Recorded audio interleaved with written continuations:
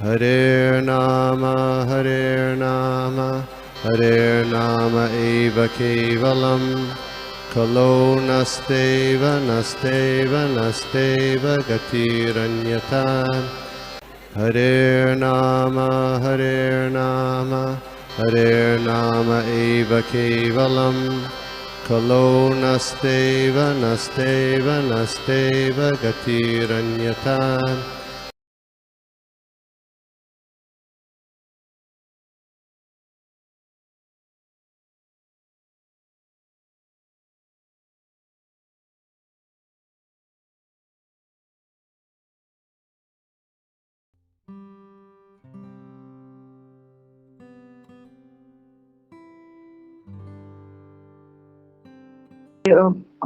अब कुछ डिस्टरबेंस नहीं हो,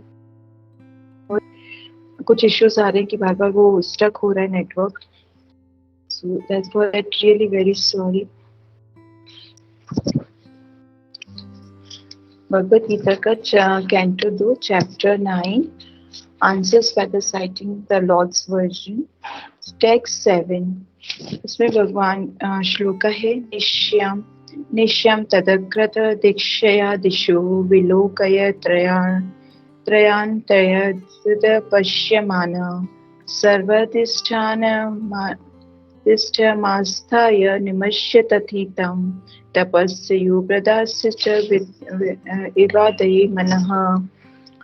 बहुत सुंदर श्लोक है। ट्रांसलेशन में श्रीला प्रभुपाद ट्रांसलेशन है इसका कि when he heard the sound he tried to find the speaker searching on all sides, but when he was unable to find anyone beside himself he thought it wise to sit down on his lotus seat from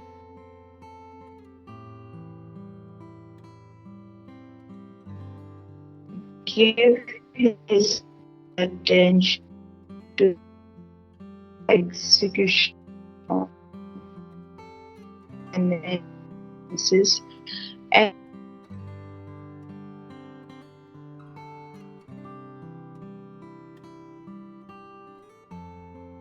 Brahma ji जब आते हैं तो उन्हें आवाज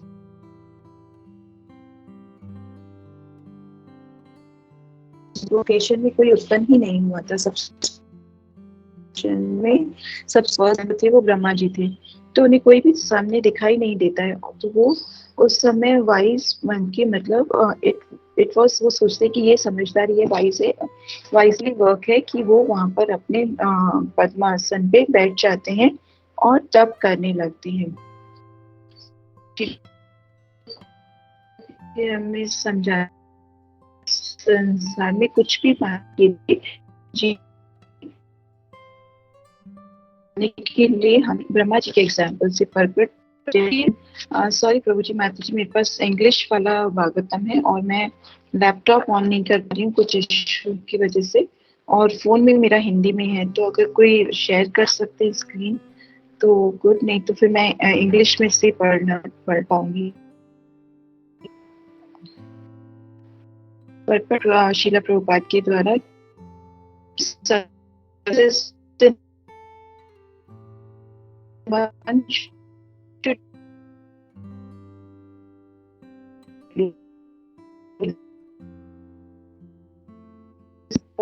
of Lord Brahma in the beginning of creation.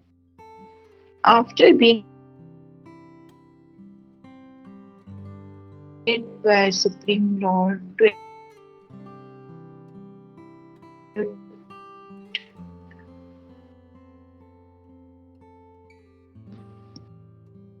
तो बहुत issue हो रहा है। तो यहाँ पर ब्रह्मा जी बोलते हैं कि जब जीवन में to achieve success in life one should follow the example of Lord Brahma, the first living creature in the beginning of the creation, after being initiated by the supreme Lord to execute tapasya, he was fixed in his determination to do it. And although he could not find anyone beside himself, he could rightly understand that the sound was transmitted by Lord himself.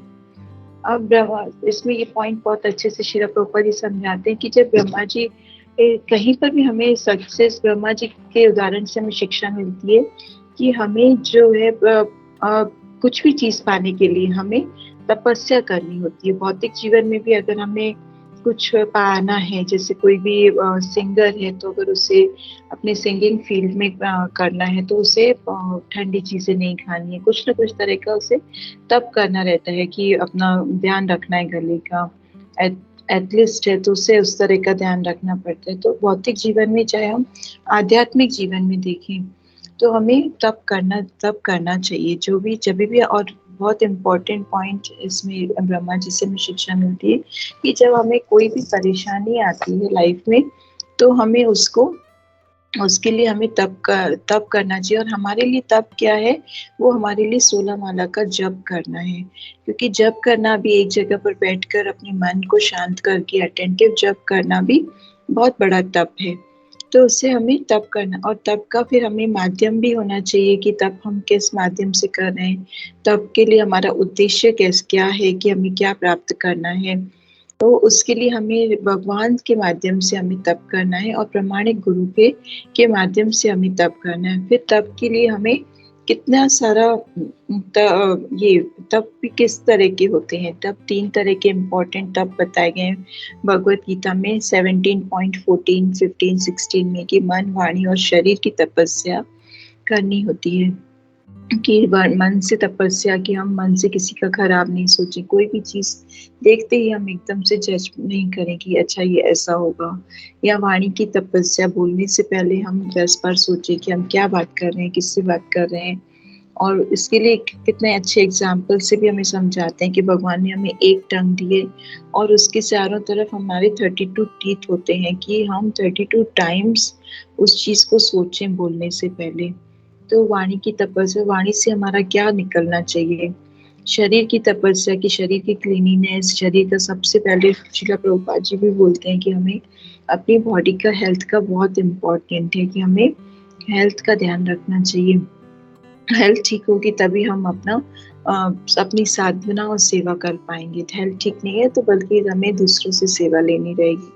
तो that is very very important कि हम मन, वाणी और शरीर की तपस्या, वरिष्ठों का हम सम्मान करें और छोटों को हम प्यार से रहें। तो ये हमारी मन, वाणी और शरीर की तपस्या हमें करनी चाहिए। कभी कहीं हमें ये बोलते हैं कि अच्छा हम जब बाद में करेंगे, जब हमारे जीवन की परेशानियां दूर हो जाएंगी। कितने लोग बोलते हैं कि हम तब क्लास में आएंगे जब हमारी प्रॉब्लम्स ठीक हो जाएंगी। तो प्रॉब्लम्स का तो ये लाइफ, जैसे श्रील प्रभुपाद समझाते हैं हमें कि दुखालय शाश्वतम। तो इन लाइफ में प्रॉब्लम्स का तो कोई सोल्यूशन नहीं है। लाइक एक जो प्रभु जी का मैं क्लास सुन रही थी, Jagat Jivan Prabhu was explaining with a very nice example, कि अगर कोई समुद्र के किनारे पर बैठा हुआ है और वो बोलता है कि मैं जब ये समुद्र की लहरें शांत हो जाएंगी तब मैं नहाने चला जाऊंगा, तो दैट इज पॉसिबल ही नहीं है कि समुद्र की लहरें शांत हो जाएं। तो उन लहरों के होते हुए भी जब मैं अपना नहाने का कर पा रहा हूँ, इस प्रॉब्लम्स के ऊपर प्रॉब्लम्स आते हुए भी लाइफ में, जब मैं अपने जीवन के उद्देश्य को समझकर कि मुझे मेरी भक्ति करनी है और मुझे मटेरियल भी जो मेरी ड्यूटीज हैं, रिकमेंडेड ड्यूटीज जो भगवान ने मुझे मेरे इस की वजह से दी है, उनसे मुझे करना है, तो तब जाकर मैं उसे कर पाऊंगी। मैं हिंदी वाला खोल देती हूँ। तब जाकर मैं उसे जब अगर मैं इस बात का इंतजार करती रहूं कि समुद्र की लहरें शांत होंगी तब मैं नहाने जाऊंगा, तो दैट इज नॉट पॉसिबल। वो उसे हम उस तरह के हम एक्सक्यूज बोल सकते हैं कि हम सिर्फ उस चीज को टालने के लिए कर रहे हैं कि मुझे वो काम करना ही नहीं है, लेकिन मैं उस चीज को कोई ना कोई बहाना ढूंढ रहा हूँ कि वो चीज होगी तब मैं भक्ति करूंगा। फिर भक्ति की यहाँ पर हम एक पॉइंट में समझ सकते हैं कि अब ब्रह्मा जी को वहां पर कोई भी नहीं दिखता है। वो यहाँ वहाँ चारों दिशाओं में ढूंढने की कोशिश करते हैं कि कहीं कोई मुझे दिखे, लेकिन उन्हें कोई भी नहीं दिखता है। क्यों? क्योंकि ब्रह्मा जी वहां पर सबसे प्रथम जो थे, ब्रह्मा जी का क्रिएशन हुआ था, सबसे आदि गुरु ने माना जाता है, आदि जीव की सबसे पहले ब्रह्मा जी प्रकट हुए थे। उस समय ब्रह्मा जी बिल्कुल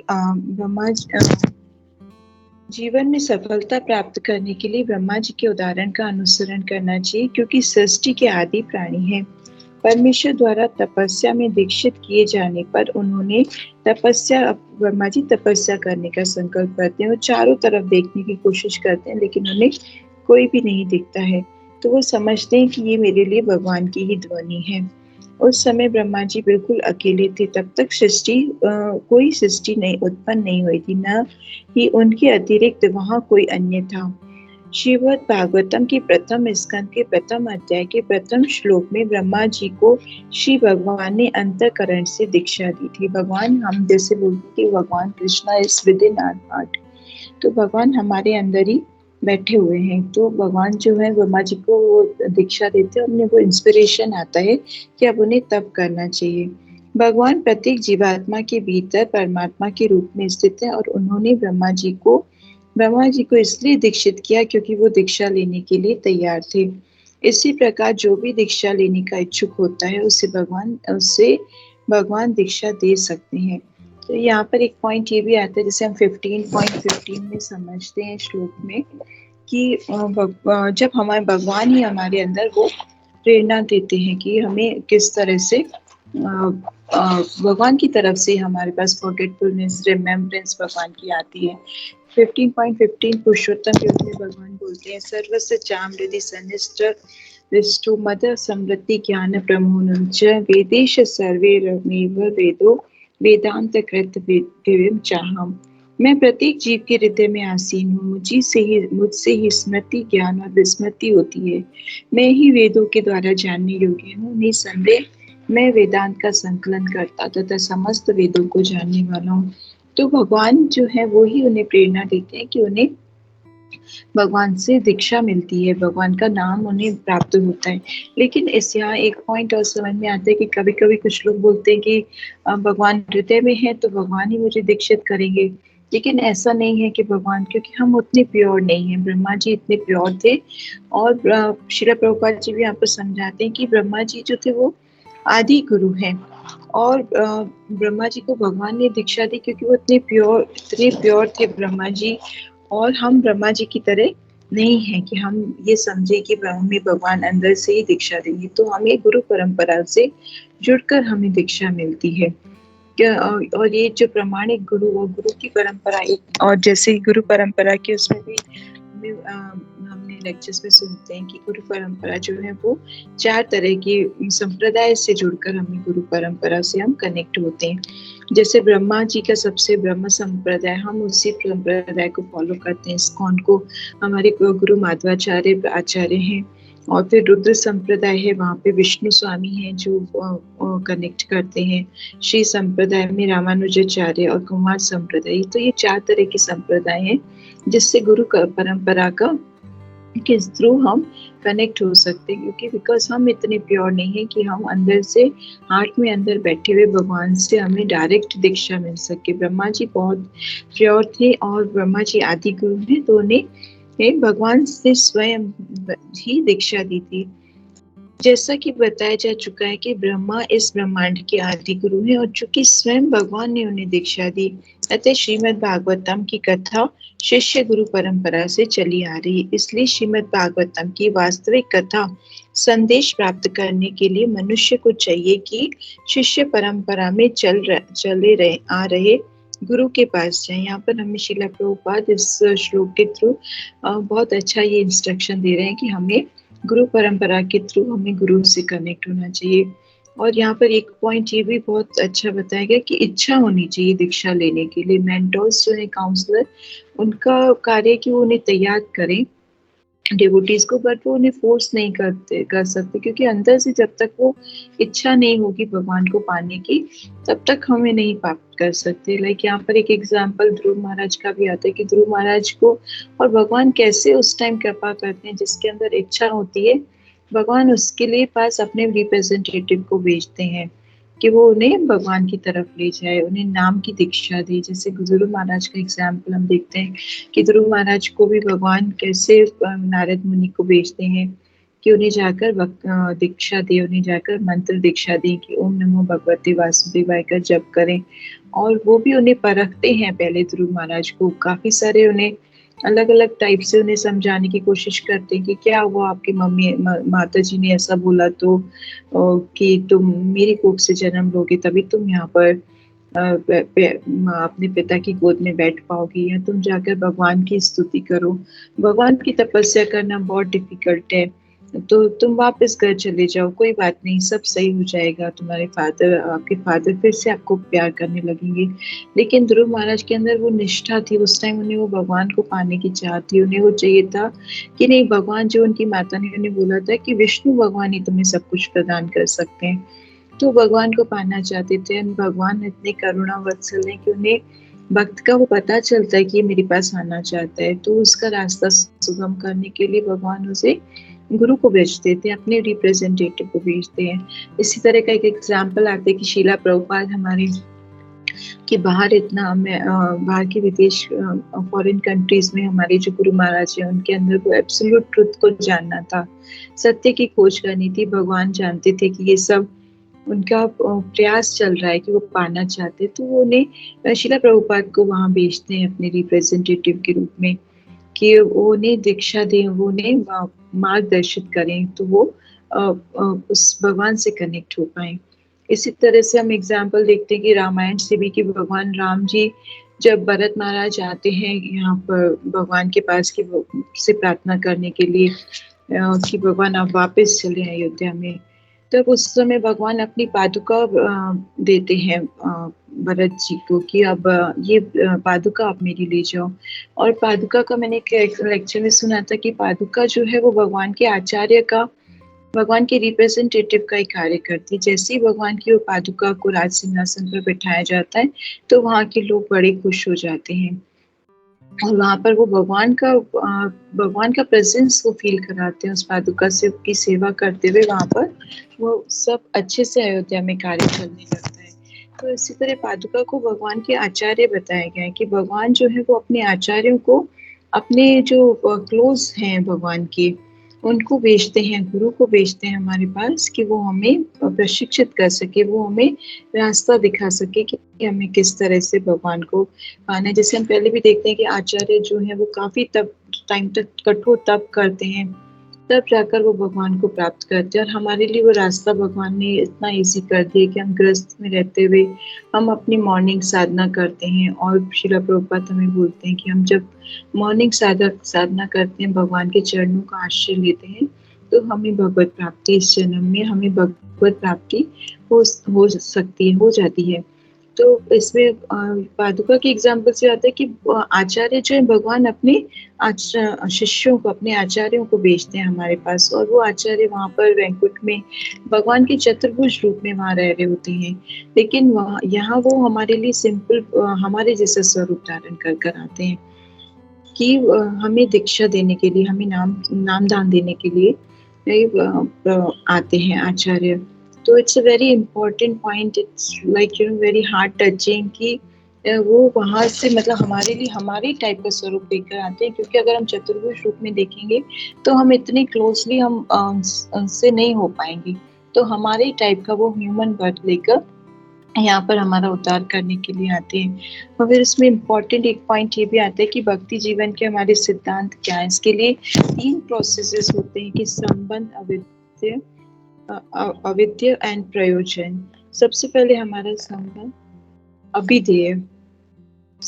अभिधेय और प्रयोजन। तो संबंध क्या है कि हमें हमारा संबंध भगवान से पता चले, जीवेरे स्वरूप हुए नित्य कृष्ण नित्य दास, की हमें पता चले कि मैं भगवान के दासों का दास हूँ।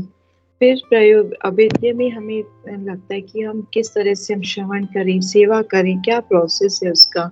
और प्रयोजन में संबंध स्थापित करने का, जब ये संबंध हमारा फिर से स्थापित होता है तो वो प्रयोजन में आता है। और कहीं पर भी हम नहीं देखेंगे कि इस तरह से हमें एक्सप्लेन किया जाए, लेकिन हम जब इस्कॉन में शीला प्रभुपाद के शेल्टर में आते हैं तो हमें ये चीज समझ में आती है। और एक पॉइंट यहाँ पर ये भी श्री प्रभुपाद जी ने समझाया कि जैसे जैसे हम भी माँ जी की जैसे परफेक्ट हो, प्यूरिफिकेशन हो सकता है हमारा भी, लेकिन जब हम 100 जन्मों तक तप करेंगे और इस युग में कोई भी व्यक्ति ब्रह्मा जी के समान नहीं है, लेकिन ब्रह्मा जी के जैसा, क्योंकि ब्रह्मा जी जो है महाजन है, लेकिन उनके जैसा वो बन सकता है। जब तक हम 100 वर्षों तक तपस्या करें और मन वचन कर्म से कोई अपराध न करें, तब जाकर वो ब्रह्मा जी की तरह उनका, पर ब्रह्मा जी की जैसे मतलब भगवान की जैसे नहीं बन सकते, भगवान के समान नहीं बन सकते, लेकिन भगवान बोलते हैं कि आप मेरे जैसे, आपका प्यूरिफिकेशन हो सकता है। इसके लिए एक एग्जाम्पल आते हैं कि जैसे हम लोहे की छड़ी है, लोहे की वो है, रॉड है, अगर हम उसको आग में डालते हैं तो वो आग की जैसे गर्म हो जाती है, अगर उससे हम ठंडे में डालेंगे तो वो ठंडी जैसी हो जाती है। तो जिस तरह से जब हम भक्तों का संग करते हैं, तो वैसे वैसे हमारा वो प्यूरिफिकेशन का प्रोसेस होने लगता है। और जैसे हम बोलते हैं कि हमारे आचार्य जो हैं वो भी संसार में भगवान के मन वचन और कर्म से भगवान का गुणगान करते हैं, और वो मुक्त हो जाते हैं। वो उतने ही पवित्र हैं जैसे कि कमल की तरह, कमल में रहता हुआ, जैसे कमल कीचड़ में रहते हुए भी इतना पवित्र होता है। फिर प्रभुपा जी यहाँ पर हम एक पॉइंट ये भी बताते हैं कि ब्रह्मा की जी की तरह, जैसे ब्रह्मा जी को वहां से ज्ञान मिलता है, आवाज आती है भगवान की, उसी तरह हमें भी सारी सुविधाएं मिली हुई हैं। ब्रह्मा जी को अंतःकरण से ज्ञान मिला, और हमें प्रभुपाद जी की बुक से, श्रीमद् भागवतम को, भगवद गीता में प्रभुपाद जी ने इतना अच्छी तरह से एक एक पॉइंट को एक एक पेज पर उन्होंने आचार्यों का के एग्जाम्पल्स देके हमें समझाया है कि किस तरह से हम भगवान से कनेक्ट हो सकते हैं। कोई भी टीचर अगर कुछ एक्सप्लेन कर रही है तो हम उसे वैसे ही नहीं समझ सकते जब तक कि हमें वो सीबीएसई बोर्ड या ऑथराइज चीज से नहीं पता हो। अदरवाइज वो कुछ भी बोले और हम उसको समझ जाएं या उसे फॉलो करें तो वो राइट नहीं है। फिर यहाँ पर एक पॉइंट आता है कि प्रामाणिक गुरु का कितना इम्पोर्टेंस है, कि गुरु जो है वो प्रामाणिक होने चाहिए। और भगवान की कृपा से दो चीजें बहुत इम्पोर्टेंट है, एक तो हमारी अपनी निष्ठा, कि हम कितने निष्ठा है हमारे अंदर, हम कितना भगवान को पाना चाहते हैं, और दूसरा भगवान की कृपा। और जैसे हम बोलते हैं कि ब्रह्मांड भ्रमिते कोई भाग्यवान जीव, गुरु कृष्ण कृपा पाए भक्ति लता बीज। तो हमें भगवान की कृपा से ही हमें भक्ति लता बीज जो है वो डोरमेट सीड जो है वो सबके अंदर होता है, कि सबके अंदर, क्योंकि हम भगवान के अंश हैं, भगवान से अलग हो गए, तो सबके अंदर भगवान को पाने की चाह होती है, लेकिन वो डोरमेट रहता है जब तक कि उसे वो फेवरेबल कंडीशंस नहीं मिलती हैं, जब तक कि जैसे हमें भक्तों का संग, हमारे गुरु का आश्रय और भक्ति, और जब तक हम अपना भी पुरुषार्थ करते नहीं है तब तक हमें भगवान की प्राप्ति नहीं होती। और हम इतने फॉर्चुनेट हैं कि हम स्पेशल नहीं है, बट हम फॉर्चुनेट हैं कि हमें शीला प्रभुपाद से हम कनेक्ट हुए, हम इस्कॉन से कनेक्ट हुए हैं। और अब भगवान जो है वो अपने आप को 4-5 तरह से प्रकट करते हैं, जैसे गुरु के रूप में प्रकट करते हैं, शास्त्र के रूप में, और होली नेम के रूप में, होली धाम के रूप में, और प्रसादम के माध्यम से भगवान जो है वो हमें प्रकट करते हैं।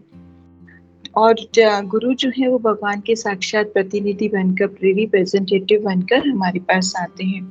जैसे हम बोलते हैं ये संसार दावा में भी साक्षात हरि देना शास्त्र, तो उस के माध्यम से भी हमें समझ में आता है कि भगवान जो है वो अपने आप को हमारे सामने गुरु के रूप में प्रकट करते हैं। लेकिन फिर और इम्पोर्टेंट पॉइंट ये कि प्रामाणिक गुरु कौन है, अभी हम कंफ्यूज हो जाते हैं, इतने सारे अलग अलग टाइप के गुरु। वो तो हमारे, हम वी आर सो फॉर्चुनेट कि हम शीला प्रभुपाद से इस्कॉन में कनेक्ट हो गए, अदरवाइज वील सी कि मटेरियल वर्ल्ड में अलग अलग टाइप के गुरु हैं, वो सबको बुलाते हैं और फिर धीरे धीरे वो उन्हें अपने ही नाम का जप करने के लिए बोल देते हैं। लेकिन हमें गुरु का मतलब समझ में आना चाहिए कि गुरु कौन है, जो हमें अंधेरे से निकाल कर उजाले की तरफ ले जाए। जैसे हम बोलते हैं कि ओम अज्ञानम त्रिमिनान्दस्य ज्ञानंजन शलाकया चक्षुरुन्मीलितं येन तस्मै श्री गुरुवे नमः। कि जो गुरु जो वो है जो मुझे भगवान की आध्यात्मिक ज्ञान की तरफ, भगवान की तरफ ले जाए। ऐसा नहीं कि वो मुझे अपने ही नाम का जप करने के लिए बोले। और गुरु कि इतना मतलब आज की तारीख में हम देखते हैं कि जैसे वो प्रभु जी के एग्जाम्पल बता रहे थे कि एक ऐसे वो उसमें पहुंच के सॉरी एक ऐसे संस्था में, मतलब एक ऐसे प्रवचन में चले गए जहाँ पर वो गुरु जो थे सबको ऐसा एक लिस्ट दे रहे थे कि आप इसमें से कोई सा भी मंत्र चूज कर सकते हैं, जो आपको इजी लगे वो आप जप करो। और धीरे धीरे फिर वो बोलने लगे कि नहीं, आप लोग मेरे नाम का जप करो तो आप वैकुंठ धाम पहुंच जाओगे। तो उन्हें बहुत वो लगा कि मतलब बिकॉज इस्कॉन में कभी ऐसे सुना नहीं था। देन ही सर कि जब दीक्षा देने मतलब वो गुरु दीक्षा उनसे वो गुरु दक्षिणा लेने लगे, तो वो बोले कि अच्छा मैं आपको ना, ये दिल्ली का था ये प्रोग्राम, तो ही सेड कि दिल्ली का जो कैलाश पर्वत वाला साइड है वो पूरा एरिया मैं आपको देता हूँ। तो वो गुरु को थोड़ा गुस्सा आ गया। वो बोलने लगे कि ऐसा कैसे, ना आपका थोड़ी है कि आपके फादर का है क्या पूरा दिल्ली के, आप मुझे ऐसे बोल रहे कि ये एरिया मैं आपको दे देता हूँ। तो ये ऑल्सो सेड कि ऐसा तो नहीं है कि जैसे आप बोल रहे हैं कि मेरा नाम का जप करोगे तो पूरा वैकुंठ में आपको निवास आवाज वैकुंठ में की प्राप्ति हो जाएगी। तो इट इज नॉट योर्स। तो मतलब एकदम ऐसे सुन के वो लग रहा था कि इस तरह के भी अलग अलग टाइप के गुरुज होते हैं जो अपने ही नाम का अपना ही प्रचार कराते हैं, और जिनको वो मतलब जिसे हम बोलते हैं पुअर फंड ऑफ नॉलेज की, जिन्हें ज्ञान नहीं होता है या उन्हें सिर्फ अपनी मटेरियल इच्छाएं पूरी कराने के लिए समटाइम वी फील जैसे एक वो करुणा आती है कि काश सबको भगवान एक सही मार्गदर्शन, आई जस्ट फील इट कि सब लोग इस्कॉन से कनेक्ट होने चाहिए। बिकॉज कहाँ वो अपना टाइम दे रहे हैं, कहाँ अपनी एनर्जी दे रहे हैं। It is not worth to give this life कि इधर भागना उधर भागना सिर्फ मटेरियल डिजायर पूरी करने के लिए, और फिर वो पूरी भी नहीं होती है। तो जैसे हमारा इस्कॉन में भी हमें पहले आईटीसी कोर्स कराया जाता है दीक्षा से पहले, कि गुरु के बारे में भी पूरी कंप्लीट नॉलेज दी जाती है हमें, कि जब हम गुरु सेलेक्ट कर रहे हैं तो हम कैसे करें, कि गुरु कैसे होने चाहिए। जैसे नेक्टर ऑफ इंस्ट्रक्शन में भी आपका फर्स्ट श्लोक भी बोलते हैं, मनसा वेगम वाले श्लोक के माध्यम से बताते हैं कि गुरु जो है वो प्रामाणिक होना चाहिए, वो उससे अंदर यही फीलिंग होनी चाहिए कि मैं भगवान के दासों का दास हूँ। इसमें एक शिला प्रभुपाद का भी एग्जाम्पल आता है कि जब इस्कॉन में बिगनिंग में जब प्रचार चल रहा था तो काफी सारे डिवोटीज जो थे वो अपने नाम का प्रचार धीरे धीरे वो ऐसा बोलने लगे कि मैं ही भगवान हूँ। तो वहां पर शिला प्रभुपाद जी ने उन्हें रोका और उन्हें मतलब एक्सेप्ट नहीं किया वहां पर, क्योंकि और वहां पर भी यही था कि जो फॉरेन कंट्रीज में, कि शिला प्रभुपाद के लिए सबसे पहले उन्होंने उनके मुख से सुना कि वो आए और वो बोले कि मैं भगवान नहीं हूँ। क्योंकि यहाँ से जो लोग प्रचार प्रसार करने जाते थे वो लोग यही बोलते थे कि हम भगवान हैं, तो वो बात राइट नहीं लगती थी। तो तब it was very impact point था कि शिला प्रभुपाद बोलते थे कि मैं भगवान नहीं हूँ, मैं भगवान का दास हूँ। भगवान के दासानुदास की जो प्रवृत्ति है उसके बाद जाकर वो हमें लगता है कि मतलब it's a very important point कि जो गुरु है वो ये बोलते हैं कि मैं भगवान का दास हूँ, न कि मैं भगवान हूँ। और शिला प्रभुपाद ये बोल रहे थे कि एक बार जैसे ये सब लोग बोलते हैं कि अगर मैं भगवान हूँ तो जो भगवान है तो वो भगवान ऐसा क्यों कुछ समय के बाद जो ऐसे बैठ के प्रचार कर रहे हैं कि मैं भगवान हूँ, ऐसे गुरु हैं, बाद में कुछ टाइम के बाद वो हॉस्पिटल में मिलते हैं, व्हील चेयर पे मिलते हैं।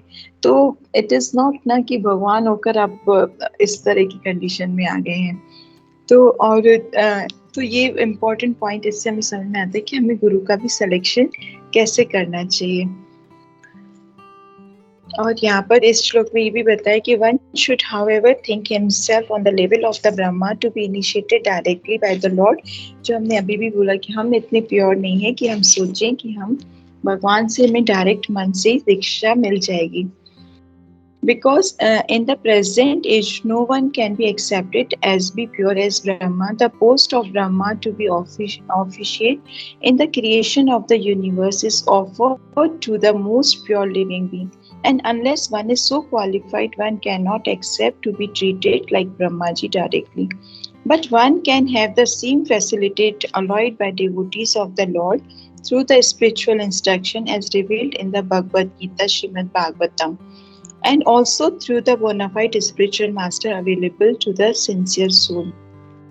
तो जैसे ब्रह्मा जी की तरह हमें भी भगवान ने ये सारी सुविधाएं शिला प्रभुपाद के थ्रू हमें ये सब सारी सुविधाएं मिली हैं कि हमें भगवत गीता भागवतम गुरु मिले हैं, डिवोटीज का संग मिलता है। और देन इस पेपर में शिला प्रभुपाद बताते हैं कि the Lord himself appear as spiritual master to a person who is sincere in the heart about serving the Lord. Therefore, the bona fide spiritual master who happens to meet the sincere devotee should be accepted as the most confidential and beloved representative of the Lord. भगवान जैसे हमें फिर भगवान जब हमारी ये निष्ठा देखते हैं कि हमें कितनी जिज्ञासा है, कितना हमें है भगवान को पाने की इच्छा, तो भगवान हमारे पास हमारे लिए स्पिरिचुअल मास्टर को भेजते हैं. And in the last, Krishna Srila Prabhupada says, if a person is posted under the guidance of such benevolent spiritual master, it may be accepted without any doubt that the desiring person has achieved the grace of the Lord. तब जाकर हमें, जब हम प्रामाणिक गुरु के साथ जुड़ जाते हैं, श्रील प्रभुपाद की बुक से, हम अपने गुरु महाराज से, हम अपने प्रामाणिक गुरु से, गुरु परंपरा से जुड़ जाते हैं. यहाँ पर ऋत्विक्स का भी आता है कि वो गुरु परंपरा से जुड़ना बहुत जरूरी है, क्योंकि it's not directly, we are not so pure कि हम डायरेक्टली भगवान से दीक्षा ले पाए. तो हमारी वो गुरु परंपरा जो चलती आ रही है उससे कनेक्ट होते हुए हम गुरु से और ईश्वर से कनेक्ट हो सकते हैं. और यहाँ पर तो हमने इस पूरे श्लोक में हमें ये 4-5 इम्पोर्टेंट पॉइंट्स आए कि ब्रह्मा जी जो है उस टाइम, सबसे पहला पॉइंट था कि ब्रह्मा जी उस टाइम कुछ समझ नहीं पा रहे थे, चारों दिशाओं में वो ढूंढते हैं, उन्हें कुछ समझ नहीं आता है, फिर वो उन शब्दों पे भरोसा करते हैं कि ये भगवान के शब्द हैं, वो तपस्या करने बैठ जाते हैं. तो हमें भी जब कंफ्यूजन होता है तो हमें हमारे प्रामाणिक गुरु की शरण लेनी चाहिए, हमारे सिंसियर डिवोटी, सिंसियर जो काउंसलर है उनसे मिलना चाहिए. अगर कभी कभी ऐसा होता है कि that is also not possible कि हम उस कंफ्यूज स्टेट में हम किसी से मिल पाए, कनेक्शन नहीं हो पाते, तो उस समय हमें बैठकर हमारे तपस्या, हमें बैठकर हमारा नाम जप करना चाहिए. हरे कृष्णा कृष्णा कृष्णा हरे हरे, हरे राम राम राम हरे हरे. तो भगवान किसी न किसी तरह से हमारी, उस टाइम हम देखते हैं कि थोड़ी देर में हमारी वो प्रॉब्लम जो है वो सॉर्ट आउट हो जाती है, हम पीसफुल हो जाते हैं, या भगवान किसी न किसी माध्यम से आकर हमें हेल्प करते हैं. तो कंफ्यूजन स्टेट में यहाँ वहाँ भटकने की बजाय we should chant Hare Krishna. It's a very good learning from this shloka. और दूसरा पॉइंट आता है कि तपस्या के बिना जैसे भौतिक जीवन में और आध्यात्मिक जीवन दोनों में हमें सफलता नहीं प्राप्त हो सकती है. तो और फिर तपस्या, 3 तरह की तपस्या की, मन, वचन और वाणी की तपस्या हम किस तरह करें कि हम नित्य 16 माला का जप करना है, 4 नियमों का पालन करना है, हमारे शरीर की तपस्या है, और भागवतम पढ़ना है. और सबसे इम्पोर्टेंट पॉइंट जो तपस्या करनी है वो भागवतम पढ़ने की है, कि जब भागवतम पढ़े या सुने तो उससे हमारी सब तरह की तपस्या हो जाती है. शरीर की तपस्या हो जाती है कि उस समय हम अपनी सारी भौतिक चीजों को छोड़कर, इच्छाओं को छोड़कर हम भगवान का नाम पाने के लिए, उसको जो ग्रेटेस्ट प्लेजर है, जो हैप्पीनेस है, रियल हैप्पीनेस है, उसको पाने के लिए, हम भगवान से कनेक्ट होने के लिए हम भागवतम से कनेक्ट होते हैं. वाणी की तपस्या कि हम भगवान का ग्लोरिफिकेशन सुनते हैं और पढ़ते हैं. और मन की तपस्या कि मन को हम भगवान की तरफ ध्यानपूर्वक लगाने की कोशिश करते हैं. तो इसमें इतना मुझे ये पॉइंट बहुत अच्छा लगा कि जब हम भागवतम पढ़ रहे हैं तो उससे हमारी सब तरह की तपस्याएं हो जाती हैं. और वो that gives us a very strength to, मतलब ये मटीरियल लाइफ में जीने के लिए हमें एक बहुत स्ट्रेंथ मिलती है जब हम भागवतम का सहारा लेते हैं. और एक एक श्लोक को जब हम इतना क्लोजली पढ़ते हैं और ये हमें सेवा मिलती है, I just feel very very grateful to Prabhu ji, माता जी की ग्रुप है जिसके थ्रू हम पढ़ते हैं ध्यान से, जब भी हमें बस सेवा आती है, और उससे हम बहुत रिलेट कर पाते हैं, अपने एक स्ट्रेंथ मिलती है हमें. तो इट्स अ वेरी नाइस कि हम भागवतम के थ्रू हमारी सारी तरह की तपस्या हो जाती है, और we feel very happy also. फिर थर्ड पॉइंट आता है कि दीक्षा के लिए, कि ब्रह्मा जी को कैसे दीक्षा मिली. ब्रह्मा जी को अंदर ही भगवान के शब्द मिले और उन्होंने उसी पर वो ध्यान लगाया उन्होंने. और हमें ये है कि हमें हमारे प्रामाणिक गुरु से दीक्षा मिलती है. दीक्षा के लिए जैसे हमें सब चीज़ के लिए तैयारी, अब संसार में भी हम भौतिक स्तर पर भी हम देखें तो हमें कहीं जाना होता है तो हमें सब तरह की तैयारी करनी होती है. इसी तरह से हमें दीक्षा लेने के लिए भी सब भगवान को पाना है हमें.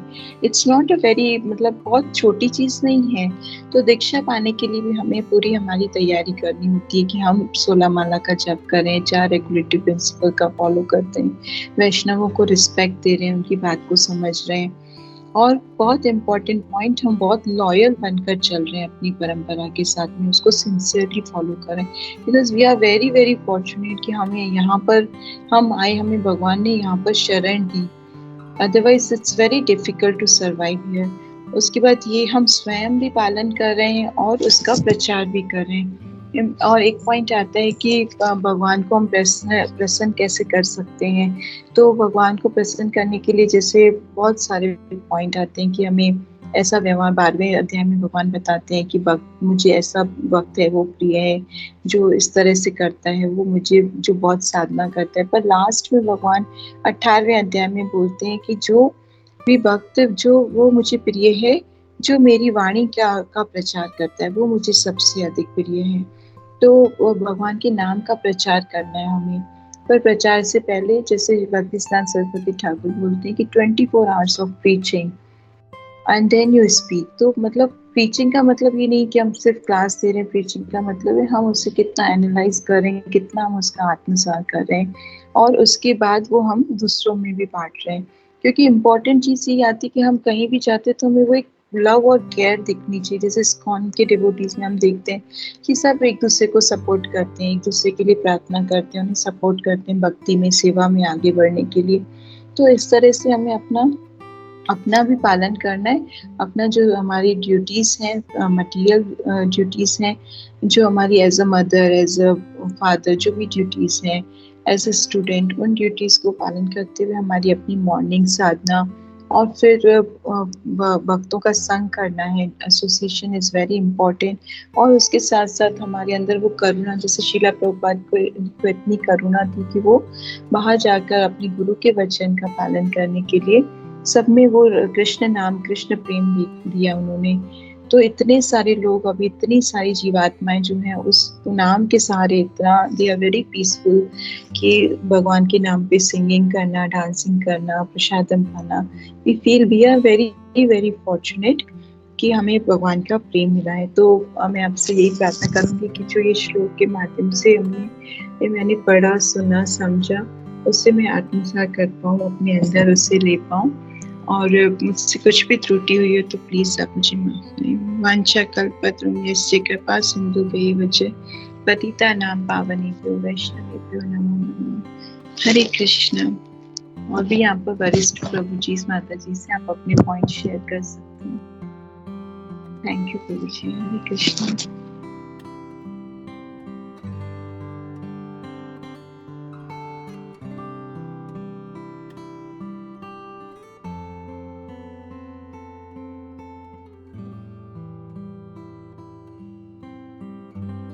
हरे कृष्णा, दंडवत प्रणाम सभी को। सबसे पहले तो माता जी मैं आपको सच में दिल से थैंक यू बोलूंगी। आपका क्लास इतना सुंदर था, इतने अच्छे पॉइंट्स। और हंसने की बात तो ये है, तो एकदम स्माइलिंग वाली, कि आपका स्टार्टिंग में जो इंटरनेट का प्रॉब्लम था ना, वो कैसा था कि जैसे वो ना गाड़ी कैसे पहले स्लो स्लो चलती है फिर स्पीड पकड़ती है, उसी तरह आपकी स्पीड बहुत मस्त हो गई। एकदम फ्लो में क्लास था, और अलग अलग जो आपने एग्जाम्पल दिए, बहुत सुंदर क्लास था माता जी। तो कृष्णमती रस्तु माता जी, आप ऐसे ही भक्ति में आगे बढ़िए, मुझे बहुत खुशी होती है। वैसे मुझे पता नहीं था कि आज आपका क्लास है, और कल आपने मुझे बताया तो मुझे बहुत अच्छा लगा था, और मैंने बहुत अच्छा प्रयास किया कि मैं स्टार्टिंग से आपका क्लास सुनूं।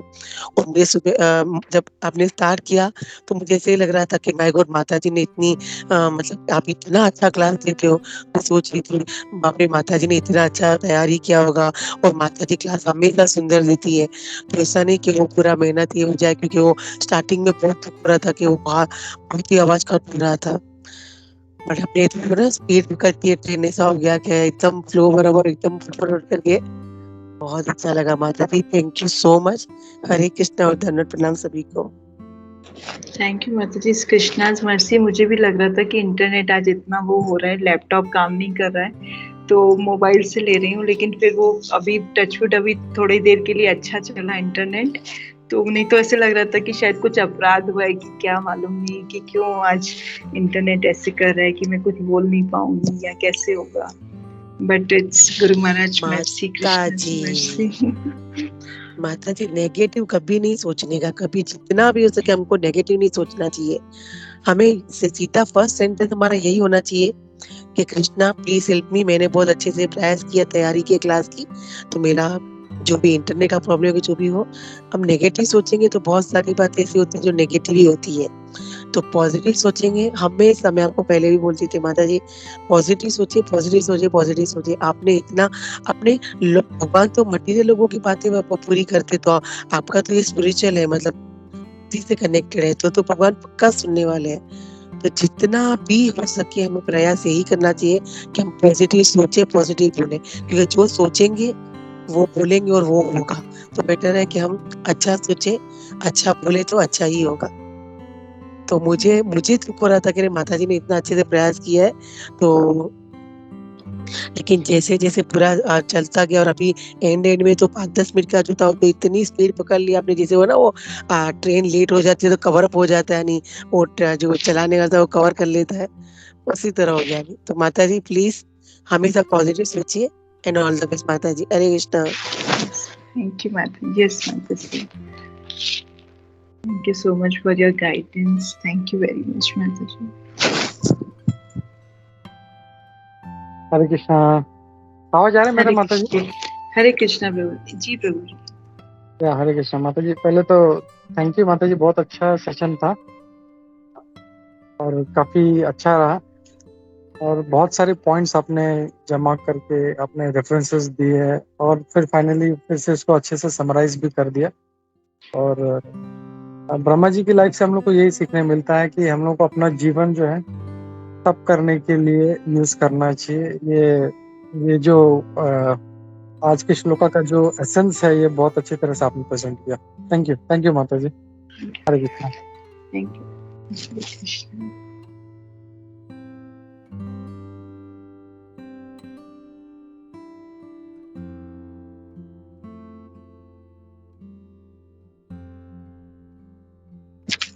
हरे कृष्णा।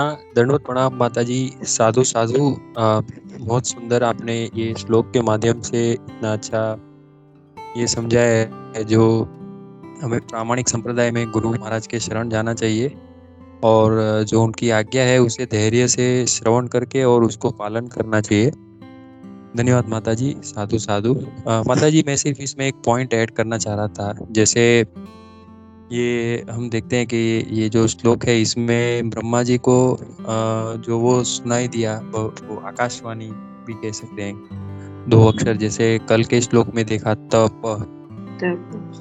हाँ, तो इससे ये भी एक जो प्रूफ होता है, साबित होता है कि जैसे जो लोग कहते हैं ना कि भगवान नहीं है या भगवान निराकार है या भगवान सब में है, ऐसा सब जो आर्ग्यूमेंट्स करते हैं, तो एक तरह से ये जैसे भगवान भले व्यक्त नहीं हो रहे, लेकिन वे ध्वनि के माध्यम से अपने आप को बता रहे हैं, संदेश दे रहे हैं वे।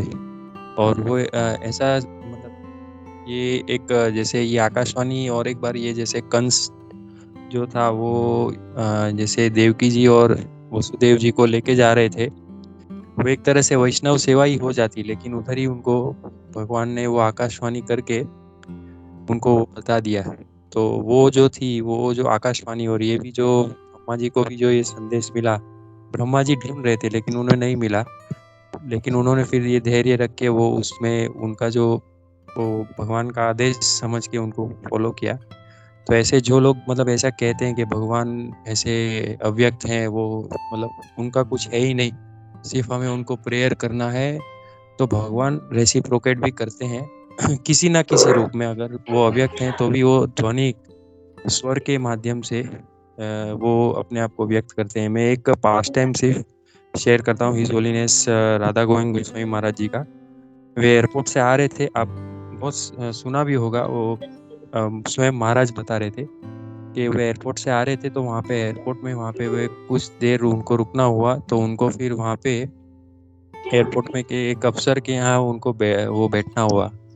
तो कोई गल्फ कंट्री था वो, और वो अफसर मतलब वो दूसरे विचारधारा का था, जो भगवान के रूप में नहीं मानते, वो वैसे प्रार्थनाएं करते हैं। तो परम पूज्य महाराज जी वो जप कर रहे थे भगवान का नाम का, तो उन्होंने देखा और उनको पूछा, तो कि बोला कि आप ये क्या कर रहे हो? तो बोलते मैं भगवान, बोल रहे थे महाराज कि मैं भगवान का नाम का जप कर रहा हूँ। तो उन्होंने कहा कि मतलब वो व्यक्त रूप में और वो अव्यक्त रूप में थोड़ी चर्चा हुई, तो फिर महाराज जी ने ये बताया कि जैसे हम जो भगवान को प्रार्थना करते हैं या हम किसी से कुछ कहते हैं, वो आप कैसे सुनते हैं? तो वो बोलते हैं कि मैंने ऐसे कान से सुना है। तो जैसे हम भी जैसे प्रार्थना करते हैं, वो भगवान सुनते हैं, मतलब भगवान का व्यक्त रूप भी है। तो वो पास्ट टाइम मतलब वहाँ पे फिर वो जो अफसर था वो अन्य विचारधारा वाला था, लेकिन वो भी इतना प्रभावित हुआ कि उन्होंने बहुत ही कीमती घड़ी महाराज को ये भेंट के रूप में दी।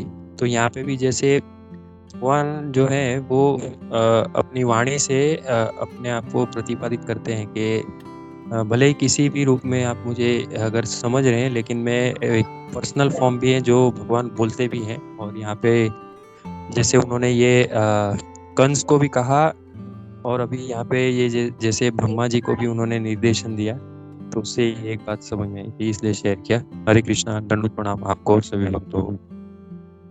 Thank you Prabhu ji, very nice example, बहुत अच्छा शेयर किया आपने ये पॉइंट कि कैसे भगवान धरनी के रूप में भी हमें और ये कृष्ण नाम जब हम चैंटिंग करते हैं वो भी भगवान का ध्वनि रूप वाला, ध्वनि में का ही रूप है। Very beautiful example, thank you so much for sharing.